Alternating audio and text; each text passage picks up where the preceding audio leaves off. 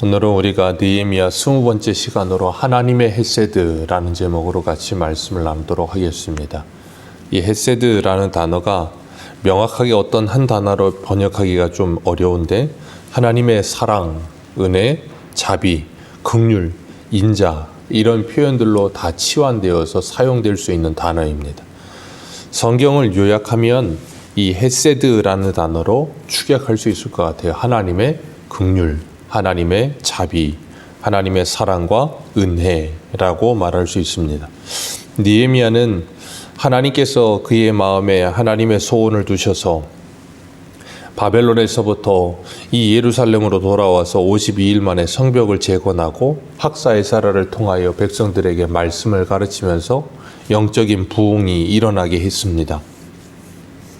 외적인 성벽이 재건되고 내적으로 하나님께서 말씀을 통해 은혜를 주시고 그리고 과거를 회상하면서 그 조상 때부터 하나님의 언약이 어떻게 신실하게 이행되고 있는지를 회고하고 있어요. 그러면서 그 하나님께서 과거에서부터 하나님의 언약을 성실하게 이행하신 것처럼 오늘날도 하나님께서는 우리들에게 하나님의 새 일을 행하시며 하나님의 언약을 이루어 주실 것이라는 소망을 갖게 하는 것이 느헤미야입니다.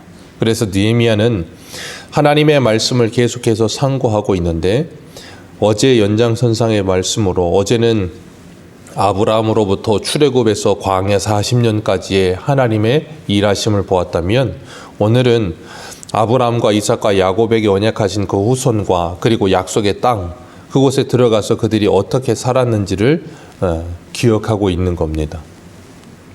가나안 땅은 하나님의 약속의 땅입니다. 하나님께서 샬롬을 주시겠다라고 약속한 땅인데 그 땅에 들어가서 이스라엘 백성들은 샬롬을 누리지 못했어요.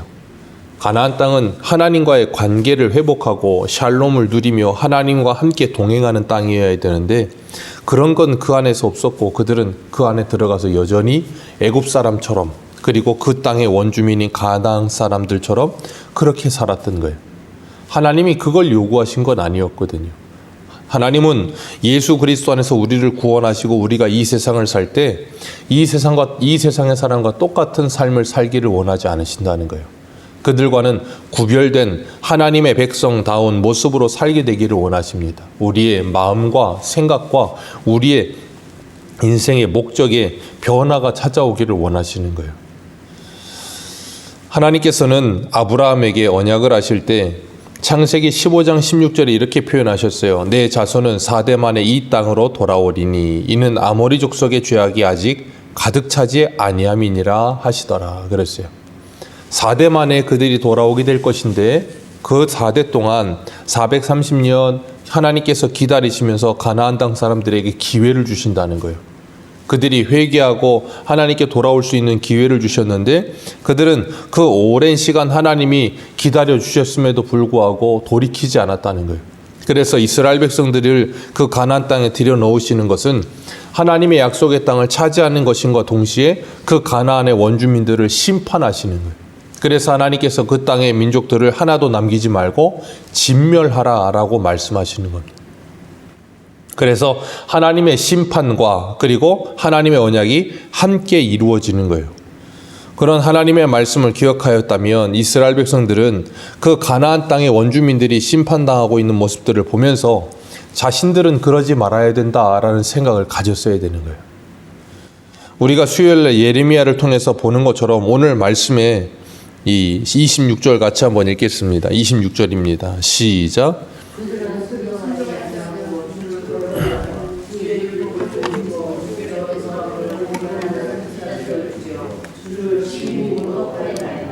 아멘.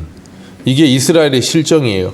하나님의 은혜를 기억하고 그 가나안 땅 원주민들이 심판당하는 걸 보면서 그들은 그러지 말았어야 됐는데 그들과 똑같은 모습으로 변해버려서 하나님의 말씀을 무시한다는 거예요. 그리고 하나님의 율법을 등지고 하나님의 선지자들을 죽이는 일까지 일어났다는 겁니다. 그래서 그들도 그 가나안 땅 원주민들과 동일한 모습으로 하나님께 징계를 받게 되는 거죠. 하나님께서 하늘의 별, 바다의 모래같이 그 땅의 민족들을 많아지게 하실 것이다 그러셨어요. 그리고 광야를 지나오게 하시면서 하나님이 그들에게 어떤 분인지를 가르쳐 주셨고, 그리고 가나안 땅에서부터 그들이 돌아와서 하나님이 약속하신 그 가나안 땅에 이 광야를 지나서 가나안 땅에 들어가게 됐을 때 하나님이 그들에게 주신 것들이 있습니다. 25절을 같이 한번 읽습니다. 시작. 그들이 견고한 성읍들과 기름진 땅을 점령하고 모든 아름다운 물건이 가득한 집과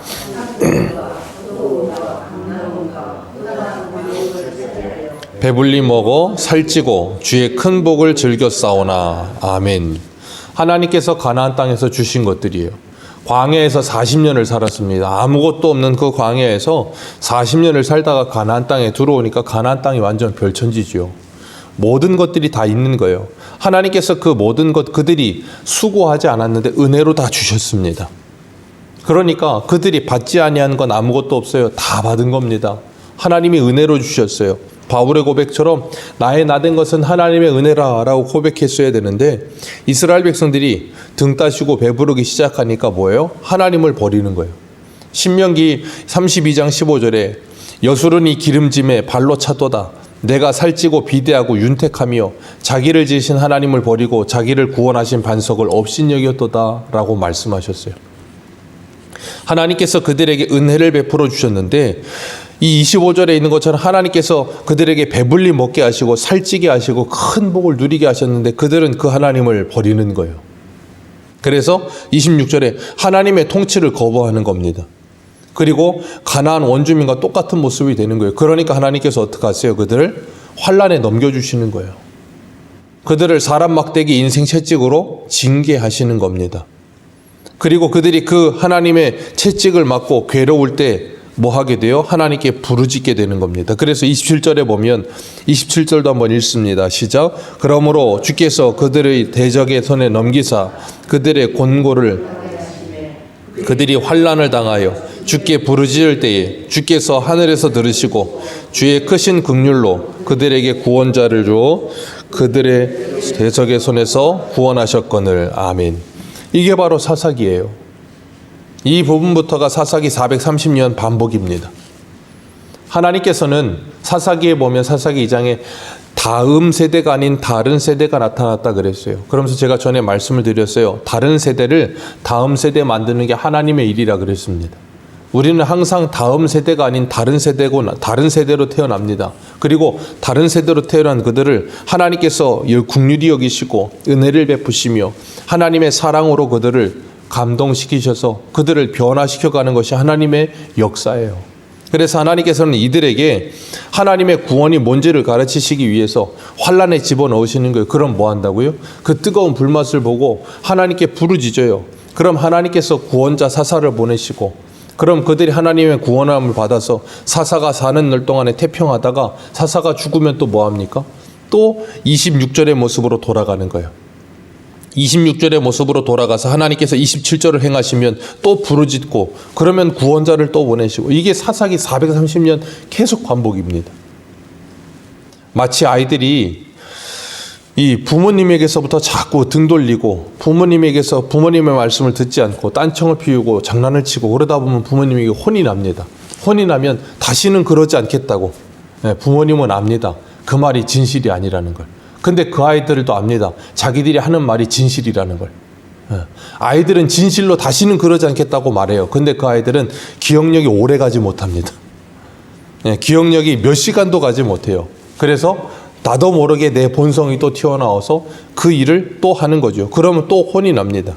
그걸 총신대 구약학 교수인 김지찬 교수님이 오직 여호와만이 우리의 사사이시다라는 책을 쓰셨는데 거기에 이런 표현을 썼어요. 이스라엘의 반복적인 범죄를 이스라엘의 병명은 기억 상실증이다. 이스라엘은 하나님 앞에 잘못했다고 말은 하지만 계속해서 그걸 잊어버려요. 너무 쉽게 잊습니다. 우리들도 마찬가지예요. 하나님의 은혜도 너무 쉽게 잊고 우리가 잘못했을 때 하나님이 우리를 긍휼히 여겨주셔서 우리를 구원하여 주신 그 은혜도 자꾸 잊어요. 그러다 보니까 우리도 뭐예요? 반복되는 실수를 할 때가 있습니다. 그래서 하나님께서 우리를 징계하시는 거예요. 징계를 통해서 우리의 몸에 각인시키시는 겁니다. 이 죄가 얼마나 무서운 것인지. 그러니까 하나님이 이스라엘을 저 대적에게 내어주셔서 그들이 그 고통 가운데 있게 하신 이유는 그 고통이 목적이 아니에요. 예레미야 예가 3장 33절에 하나님께서 인생으로 알고 고난당하게 하시는 것이 하나님의 본심이 아니라 그랬습니다. 그 말은 그들이 짓고 있는 영적인 범죄함, 하나님을 떠나 있음이 얼마나 무서운 죄인지를 그들이 아무리 선지자를 보내서 말을 해도 여기 말씀하시는 것처럼 등을 돌리고 그 선지자들을 죽이며 듣지 않으니까 그들의 몸으로 체감시켜 주시는 거예요. 이게 이렇게 무서운 죄다라고 가르치시는 겁니다. 그렇기 때문에 그 징계와 이방 민족들의 손에 붙이신 그 일들 또한 하나님의 사랑인 거예요. 우리가 그것을 기억지 못하면 하나님께서 우리에게 베푸신 은혜를 자꾸 깨닫지를 못하고 하나님께 오히려 원망과 불평을 하게 되는 거예요. 그래서 하나님께서는 히브리서 12장에 분명히 말씀하십니다. 징계가 없으면 사생자라.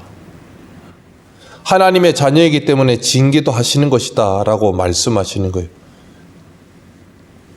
그리고 또 하나 기억할 것은 하나님 이스라엘 백성들이 이렇게 범죄하고 하나님께 끊임없이 대적한다 할지라도 하나님은 그들을 뭐 하시는가 하면 긍휼히 여기신다는 거예요. 그래서 28절 한번 같이 읽습니다. 28절입니다. 시작. 그들이 평강을 얻은 후에 다시 주 앞에서 악을 행함으로 주께서 그들을 원수들의 손에 버려두사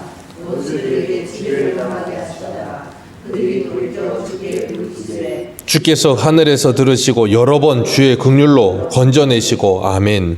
여기 나오는 것처럼 여러 번 주의 긍휼로 건져내셨다. 끊임없이 말썽을 피우고 그럼에도 끊임없이 용서하시고 그게 부모님의 사랑이에요. 그 사랑 속에 우리는 무엇을 배웁니까? 하나님의 긍휼과 사랑을 배우는 거예요. 부모는 자녀를 절대 포기하지 않습니다. 자녀를 포기하는 부모는 없어요. 세상에 누군가가 다 포기한다 할지라도 부모는 자녀를 포기하지 않습니다.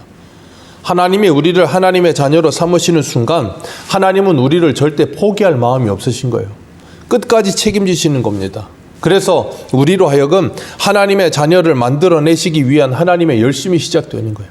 그 열심 속에는 하나님의 오래 참으심, 자비하심, 그리고 하나님의 징계하심, 하나님의 심판하심, 모든 게 다 들어가 있어요. 그래서 로마서 8장 28절에 뭐라 그럽니까? 하나님을 사랑하는 자, 곧 그 뜻대로 부르심을 받은 자들에게는 모든 것이 합력하여 선을 이룬다는 표현이 나오는 거예요.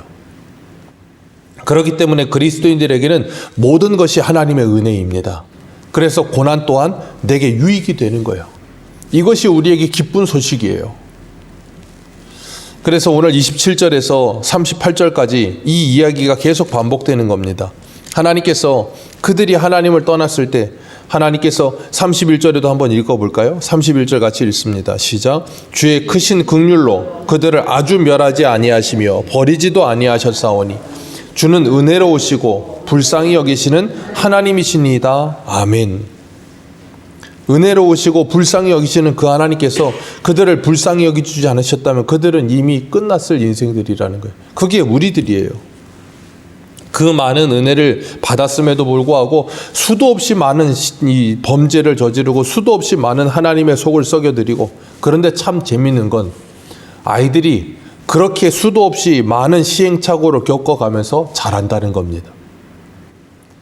수없이 많이 말썽을 피우고 수없이 많이 속을 썩이면 사람이 되지 않을 것 같은데 그 아이들이 그렇게 많은 말썽과 속썩임과 시행착오를 겪고 나중에 가서는 사람이 되더라는 거예요. 우리가 이 사람의 짧은 인생 70, 80, 요즘 100세라고 하지만 그 짧은 인생 속에서도 사람이 절대 변하지 않을 것 같지만 어느 순간 사람이 변화되는 모습을 봅니다. 그런 것처럼 하나님께서는 하나님의 백성들을 오래 참으시는 하나님의 사랑으로 그 은혜로우심과 불쌍히 여기시는 그 하나님의 사랑으로 여러 번 그들을 긍휼히 여겨주시는 그 사랑으로 우리를 뭐 하세요? 변화시켜내시는 거예요. 그래서 우리가 이만큼이나 변해 있고 이만큼이나 하나님의 은혜를 받은 줄 믿습니다. 분명히 하나님은 그런 은혜를 받은 우리 디모데후서 1장을 내어 보겠습니다. 디모데후서 1장입니다.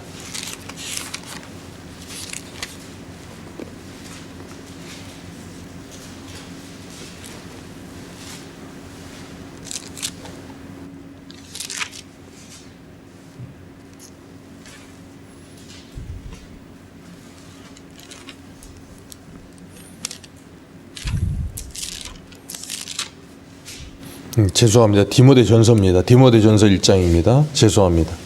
디모데전서 1장 12절입니다. 우리 12절부터 15절까지 읽겠습니다. 시작. 나를 충성되이 여겨 내게 직분을 맡기심이니 내가 전에는 비방자요 박해자요 폭행자였으나 도리어 긍휼을 입은 것은 내가 믿지 아니할 때에 알지 못하고 행하였음이라. 우리 주의 은혜가 그리스도 예수 안에 있는 믿음과 사랑과 함께 넘치도록 풍성하였도다. 미쁘다 모든 사람이 받을 만한 이 말이여, 그리스도 예수께서 죄인을 구원하시려고 세상에 임하셨다 하였도다. 죄인 중에 내가 개순이라. 16절. 그러나 내가 긍휼을 입은 까닭은 예수 그리스도께서 내게 먼저 일체 오래 참으심을 보이사 후에 주를 믿어 영생 얻는 자들에게 본이 되게 하려 하심이라. 아멘. 하나님께서 우리에게 일체 오래 참아주심은 후에 주를 믿어 영생 얻는 자들에게 나를 본으로 삼으시기 위함이라. 그래서 우리들도 하나님의 오래 참으심의 사랑을 배우게 되는 겁니다. 그리고 주님께서 주일 오전에 말씀하신 것처럼 가라 그리고 제자를 삼으라 하실 때 그 제자를 삼는 일을 행하는 데 있어서 분명히 그들도 오늘 본문에 나오는 이 9장의 모습과 같은 수도 없이 많은 반복되는 시행착오와 실수들을 저지르게 될 거예요. 그럴 때 하나님께서 우리에게 뭐라고 말씀하시냐면 내가 너를 오래 참아준 그 사랑을 기억하라 라고 말씀하실 거예요. 우리가 그 사랑을 기억하면서 우리 가정에서 우리 가족들을 구원하는 일에, 그리고 우리 교회에서 우리 교회의 가족들을 하나님의 자녀로 양육하기 위한 그 일에 오래 참으시는 하나님의 사랑으로 참아가시며 2024년에도 새 일을 행하실 그 하나님을 기대하면서 주님과 함께 동행하는, 그리고 실패 속에서도 실패가 끝이 아니라 실패 속에서도 하나님의 우리를 다시 일으켜 세우시는 그 하나님의 헤세드의 은혜를 누리며, 그리고 그 은혜를 나누는 저와 여러분들 되시기를 축복합니다. 기도하겠습니다.